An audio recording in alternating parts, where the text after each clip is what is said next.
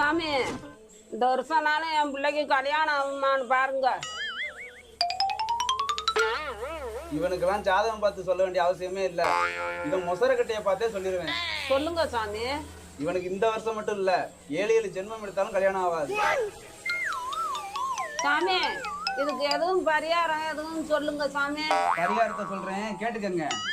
கண்ணியில கோலம் போடு, ஆடி காத்தில் தீபம் ஏத்து, ஆகாயத்தில் கோட்ட கட்டு, அந்தரத்தில் கோட்டம் போடு, ஆண்டவன கூட்டி வந்து அவனை அங்கே காவல் போடு.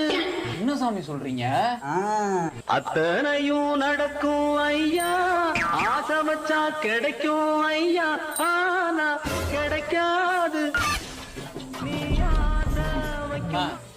வா நம்ம வேற இடத்துக்கு ஜாதகம் பார்க்க போவோம்.